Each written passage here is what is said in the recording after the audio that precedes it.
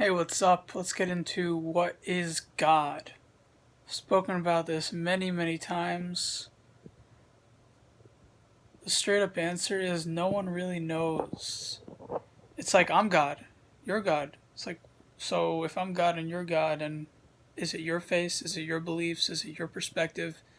Is it your guardian angel? Is it your soul? Or is it mine?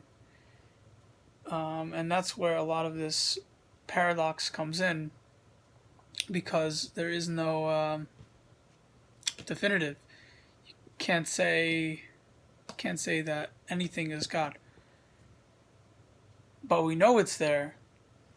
How do we know? Oh, because the Bible says it. No, no, no, not because the Bible says it. Because I'm sure you've been exposed to God in either psychedelic states, spiritual states, or what have you.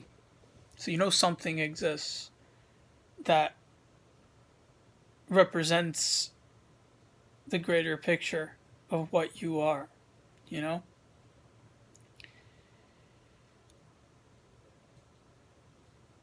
Um, right. So that's the big question. Is it something or is it nothing? This is a question that I haven't answered because I had a mystical experience once and I spoke to God.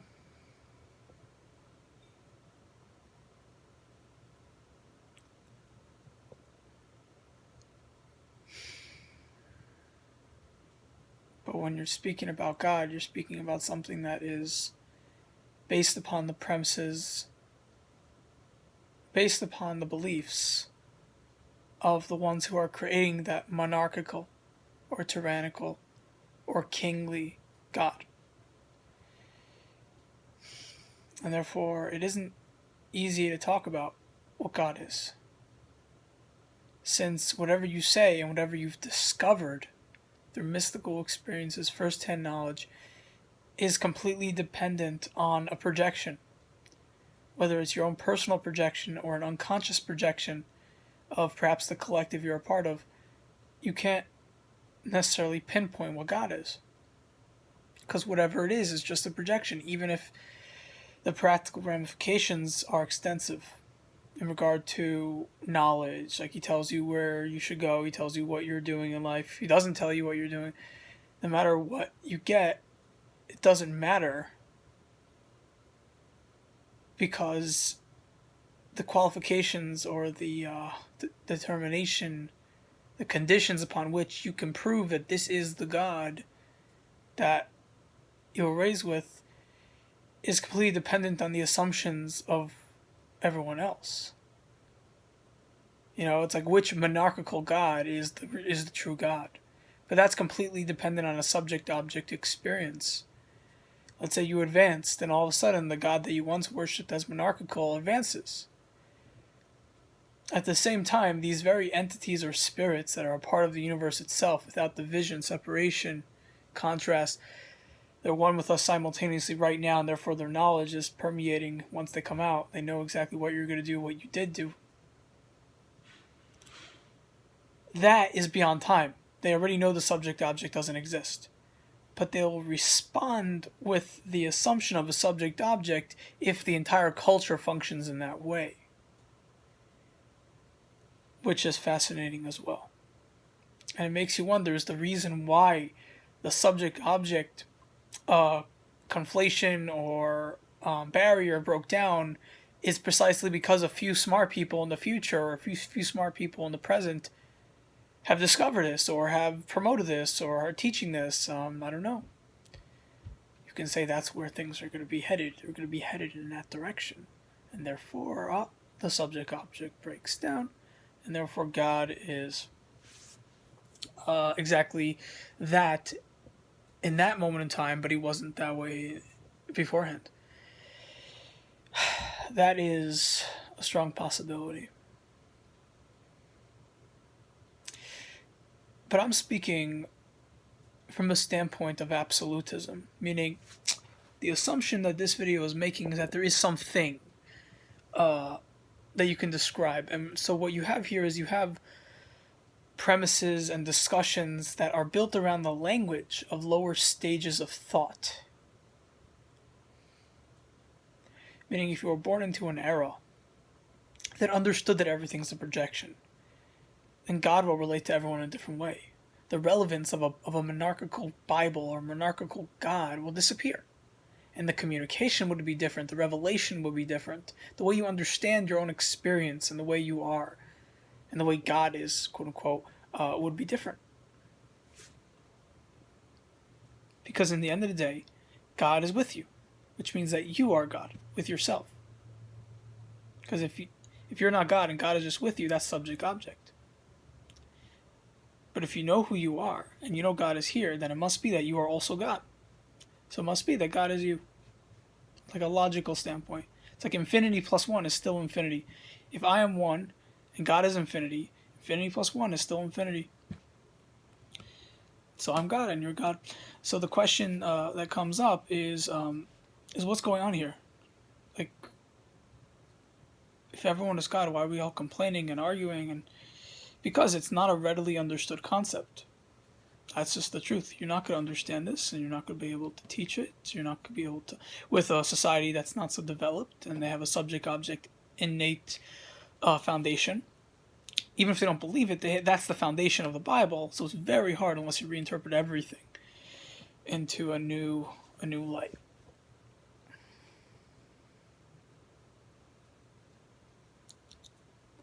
Like I said, I wonder if the experience of now was present back then. We just didn't know how to explain it. And when you look at Hinduism and you look at Shiva's encounter, Krishna, some say Shiva, his encounter with the was it with Shiva? No. The encounter with that person, I think the prince, I don't know. The encounter with a person was clearly trying to give over new information, which means that the truths, you can say, based on the Hindu culture and the way the truth was revealed, were always there. We just didn't know how to interpret them correctly. And you had someone who wrote the Bhagavad Gita to really give you a better sense of what's going on here. What is God? How does he work? Why does he work this way? What is he? And it comes down to love. It comes down to it's not just love. It's essence. It's source. It's what makes you who you are. But in order to get these complex details to the public, you need to teach one person who's very smart, and that's what God tends to do. And then no one listens to that guy, and then he dies, and then a religion's created about him, and and then people don't want to die after this truth getting revealed to them, so they start a cult, and then people bash him for starting a cult. How dare you? You're making money off of this. Wait until you die. It's like, shut the F up. I need to make money. So there's a lot of paradox with regard to how to approach God revealing himself to someone. And Judaism says no more prophets. How can you speak to God? What the F is wrong with you? And the others in Judaism say, no, the Messianic era has it's here. It's here. They're stuttering because they don't want to say it because no one's going to believe them. So, but when they do say it, the radicals join up and they have the potential to start another cult. But that's the truth. Whether it's here now or here before they agreed it was here now, the truth is this exists. This phenomenon of God existing in the sense of being able to communicate with man exists. And if everyone is God, will the revelation of God be revealed equally among every person? Like if God comes out of a specific body,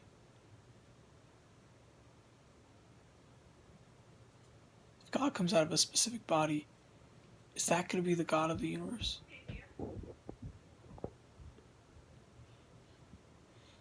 That's a real question. Well, no doubt God makes of everything, so yes, but also no. Because God is guiding each person. But if God is everyone, then he guides with perfection. And that's where the paradox comes in of There is no free will, because if that guy screws you over, I'll protect you.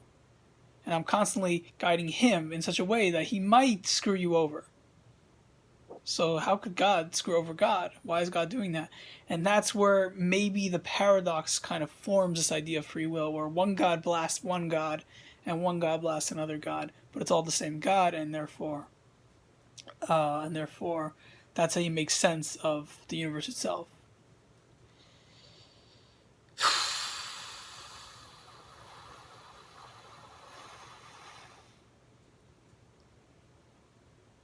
In other words, one person disagreeing with you is precisely because God wanted to speculate. If I didn't agree with truth, if I didn't have the same truth, what would that truth look like? Oh, it'll look like that. It'll look like that. It'll look like all the billions and infinite amounts of possible perspectives on what the truth is. But what you have here is you have selfishness, you have dominance, you have deprivation, you have slavery, murder, justification for murder, calling it righteous killing and stuff like that. All because God allowed morality to be subjective. And allowed the potential for you to believe is not subjective.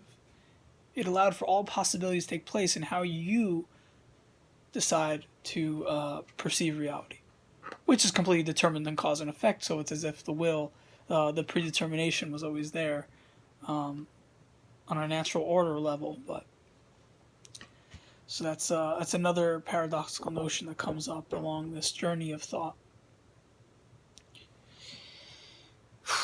So in conclusion, do we know what God is? No, we don't know what God is. We just know He's here. He's you. He's me. He's deciding to speak in the way He's speaking for a multitude or infinite amount of reasons. And everyone is kind of doing this with God's wisdom, which makes them God. Because God is one with the wisdom of the universe. And no one really lacks wisdom, only the perception of it, which comes about as a result of lacking bodily peace of mind. So there's just so much to delve into. Whoever says simply what God is doesn't know what God is. I mean, in truth, we once believed that God was simple. You know, in stage red, in the dominant era of, you know, if God revealed Himself, you believed in God. This is the God. You serve Him. If you don't serve Him, I'll kill you. Some want to say that God is only like a stage blue type of thing. Absolutism. You need a God to kind of create your doctrine. No. This concept of God existed way back then. It just wasn't refined yet until Blue, but it was out there. Just before it was formally put under a doctrine, people went to wars for God instead of more discussion, less wars, less treaties, less dialogue. Obviously, the dialogue led to wars, but there were more wars when there was no dialogue whatsoever. It was even so absolutism. It was even more absolutistic in the sense of how to understand nuance. It's like there is no nuance. In absolutism, the nuance exists. It's just not a nuance of right and wrong. It's usually a nuance of people are complicated. Let's hear what he has to say. You can't judge him before he speaks. But before that stage, in stage red, you were able to judge before they spoke. You can get away with it. And if you didn't get away with it, it's because someone who was a stage blue condemned the stage red.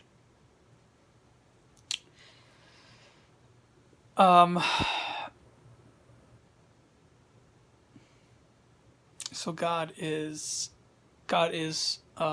projected out. God is interpreted, and the way we understand what God wants is also determined on our level of consciousness, and perhaps even what we perceive God as asking in mystical states could change and shift as God wants to relate to us and we want to relate to God, and that comes out with a subject-object experience that we believe is real, but it's really just the necessity for that stage. Meaning the mythics, the mysticism or the mythicism. I think that's a word. The mythicism is actually relevant and dependent on the stage you're in.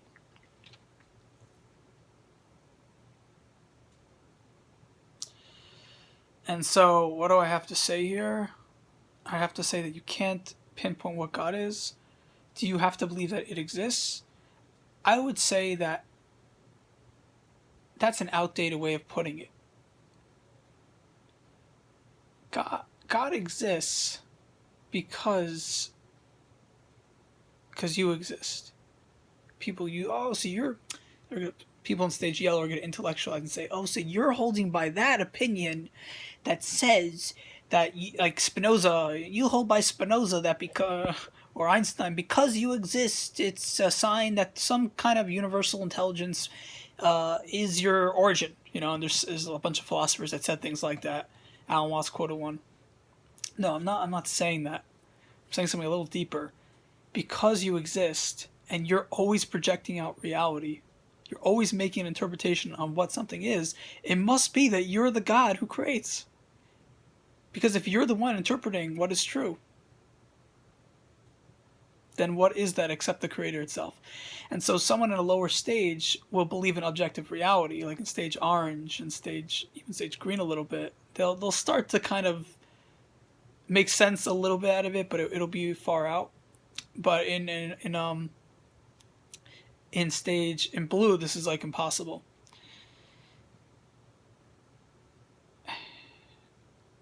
But in stage turquoise, this becomes the reality. That you are creating everything with your observation, your beliefs, your understanding, your interpretation. And so by that state of being, by that stage, if that's your reality,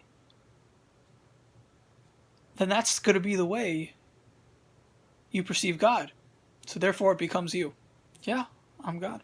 I'm the interpreter. The interpreter is the God. Now, depending on your understanding of quantum mechanics, maybe it'll dilute or alternate or modify this perception or this way of understanding it, but it'll be more or less similar.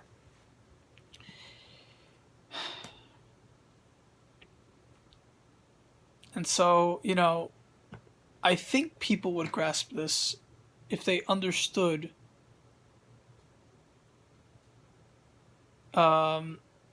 you understood that you are nowhere, that you are no one. It's like beneath your... So if you look over here, you have a face. This face corresponds to something beneath you, an essence. An essence that may have been predetermined. I do believe in predetermination, so I do believe that it's predetermined. But I also believe that paradox is involved, and therefore the relevance of predetermination is not there. And I also acknowledge that my understanding and acceptance of predetermination will likely shift as I evolve. And I'll always come back and understand predetermination versus free will in differing ways. So I understand that my viewpoints will shift probably forever, depending on the circumstance, depending on the situation, but depending on what I'm going through, depending on what's necessary for my body and mind, depending on what's necessary for the group, for development of people, and so on. So I already acknowledge that understanding will shift. But I also don't believe in free will. So what were we saying about predetermination, free will, and where we're going with this?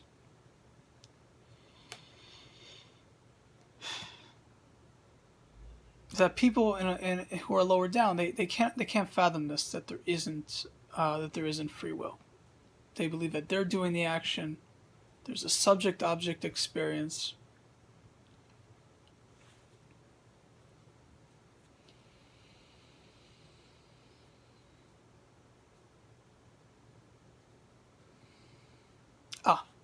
So when you look at your face, that corresponds to an essence. Now, that essence is actually something that wants for you what you are not conscious about what you want for yourself. And so let's say the interests of this essence conflict with the interests of that essence. Is that even possible? Anything's possible. But the way I understand it is that all essence in the whole universe comes down to God himself. And so the essence is an expression of God. And so what you have here is you have one essence not disagreeing, but paralleling or accommodating the viewpoints of another. Even if they oppose, they're actually in unity. And you don't realize it. And even if they, but I don't even think they'll oppose each other.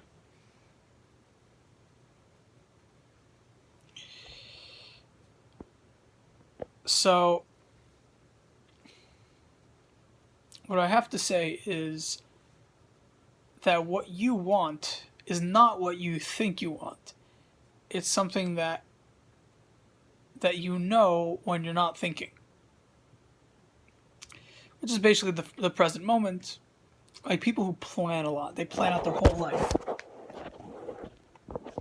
These people live a very twisted life. Because they're constantly believing that there's a destination, there's a cause and effect, there's a way to do things.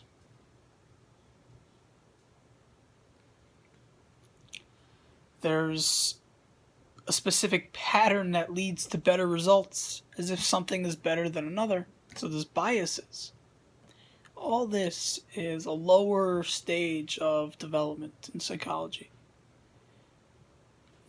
The highest stage is when you don't believe in any of this. And if no one believed in this, chances are you're on a high enough level where tolerance and acceptance exists to a much greater degree. Where cooperation, where love, progress, community, and success in accomplishing productive endeavors takes place, where continuous leaps and strides in producing a better world are momentous, filling you up with joy. That's the goal. That's where we are headed if we continue to go down this route. And the question is, do you want to go down this route? And I think you do. So keep following along so we can be on this journey together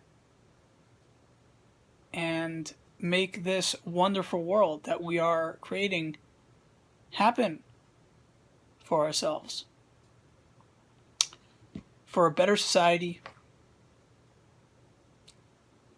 better ideals, smarter outlooks,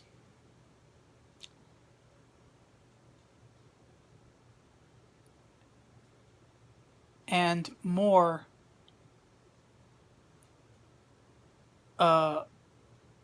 understanding in the process of all this.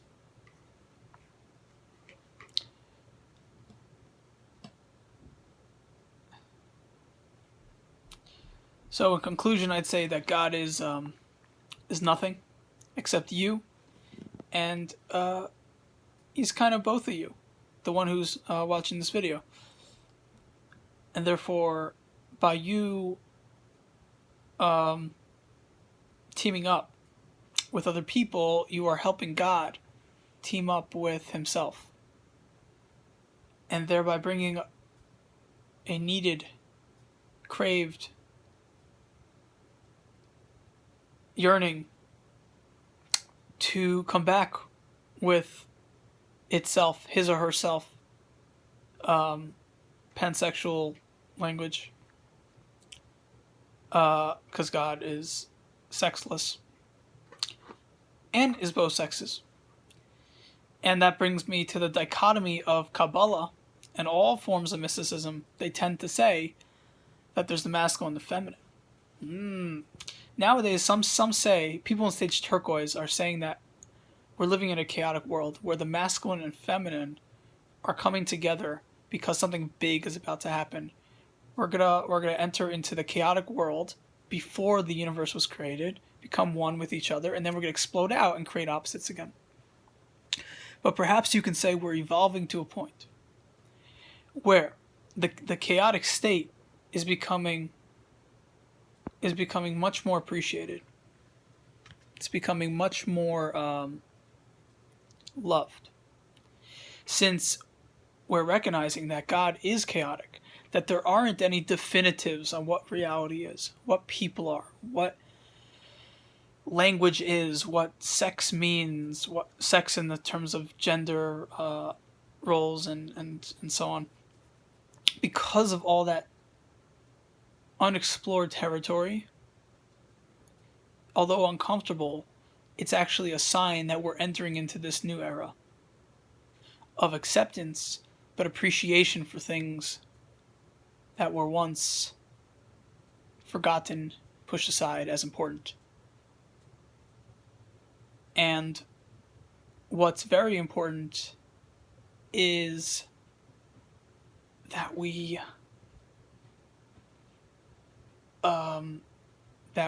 love one another, because then you are loving yourself, which is unified with the source, God,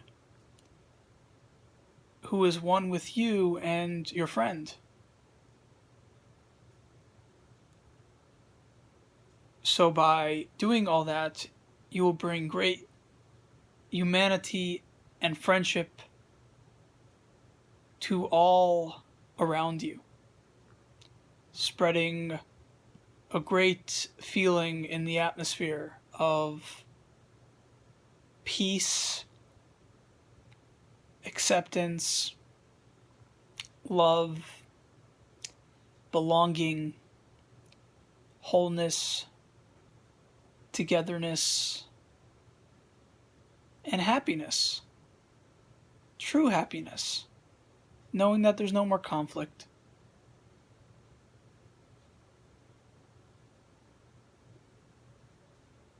Now, the idea of conflict, you might think becomes more exciting, because if we're accepting chaos as like ideal, as like, we just don't know anyone's gender anymore, we don't know anyone's priority, we can't label anything anymore.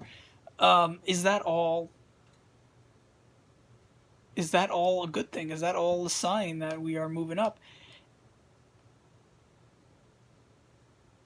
Is that all a sign that we're not going to want to destroy things in order to create chaos?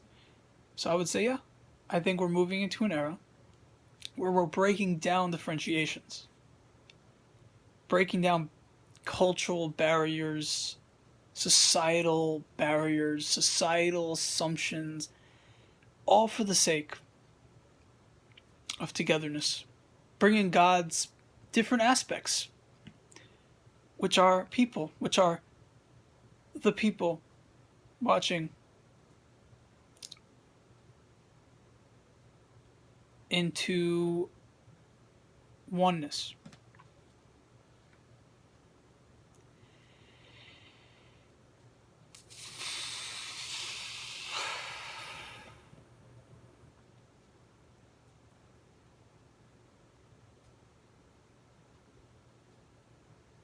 So I think that covers it. I think that is very self-explanatory.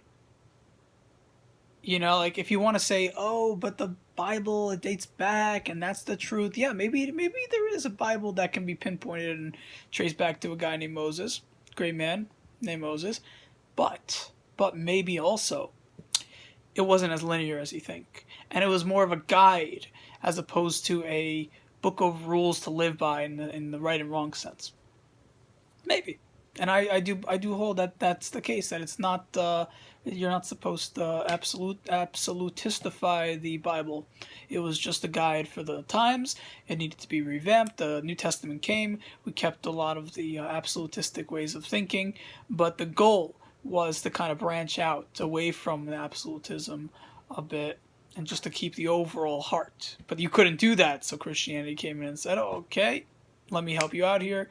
Let's make it more stringent so that we can fix the problem in society of wanting to cut corners." And they went down the rabbit hole of staying that way for thousands of years.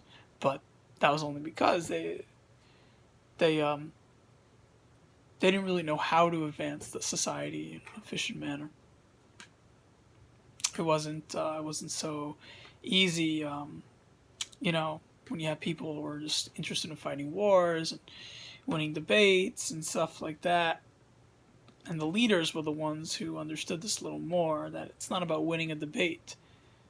It's not just about winning a debate. It's about not caring to win a debate. That's the highest state.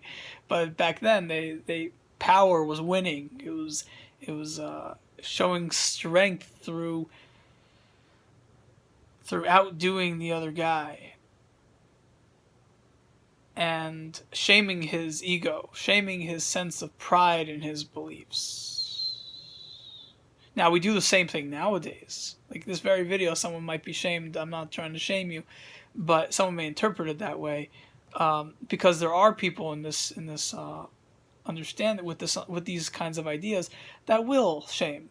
They're just not that developed. They're psychologically maybe developed, but not emotionally or not qualitatively, or different things along those lines, and therefore they will bash religion and all that stuff, and turn it into this black and white experience of we are good and you lower down are bad. But I would say it isn't so simple.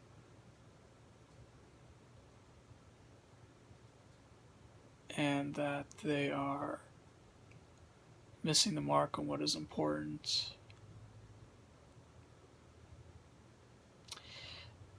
So I'd say that's it.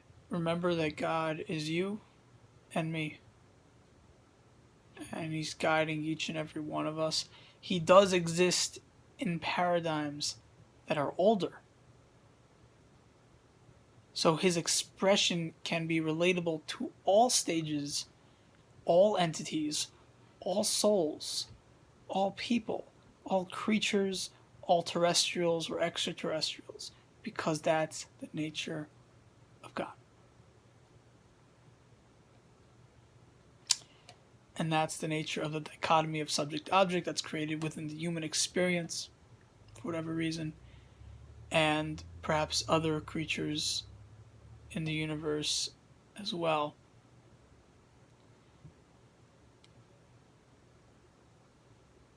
Have a good day.